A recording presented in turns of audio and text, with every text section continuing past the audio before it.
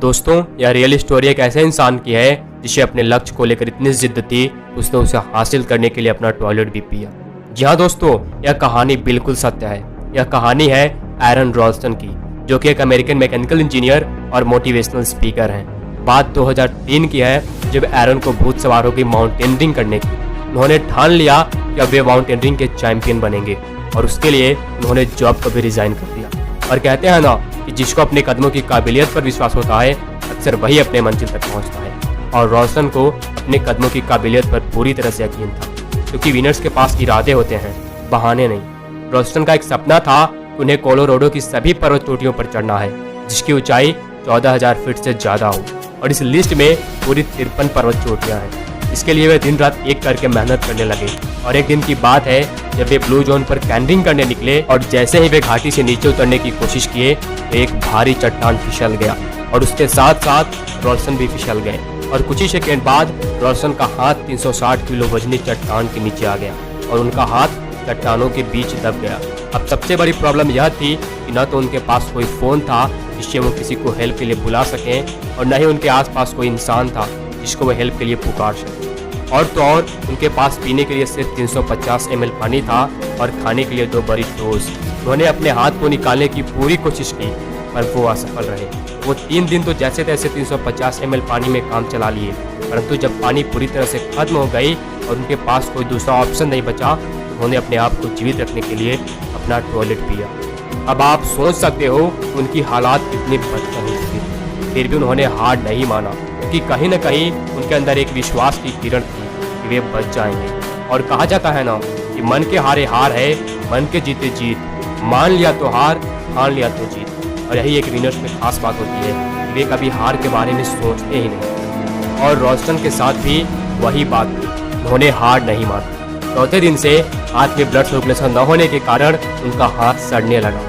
और 5वें दिन जब उनकी बॉडी पूरी तरह से डिहाइड्रेटेड हो गई, यानी कि बॉडी में जब एक भी पानी नहीं बचा, तो कमजोरी से उनको नींद आ गई। और नींद में उन्होंने सपना देखा वे अपने बच्चे के साथ खेल रहे हैं, जहां उनका एक हाथ कटा हुआ है।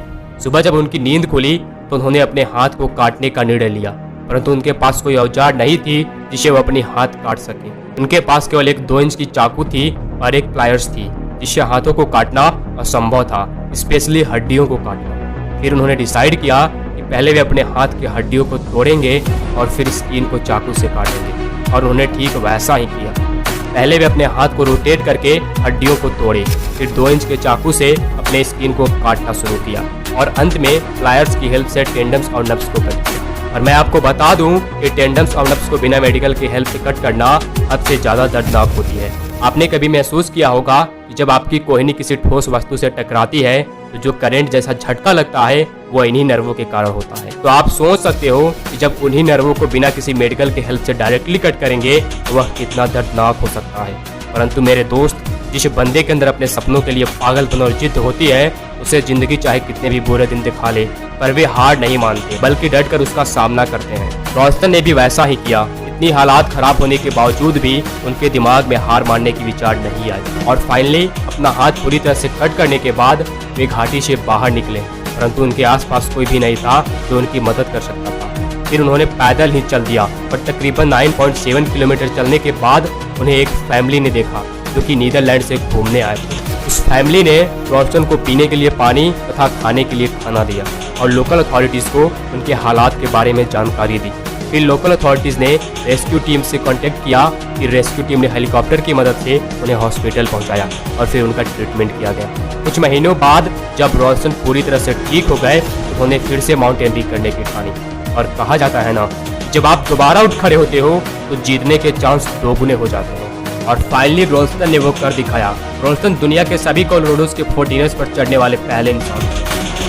इसी तरह के और भी मोटिवेशनल वीडियोस देखने के लिए इस चैनल को अभी तुरंत सब्सक्राइब करें।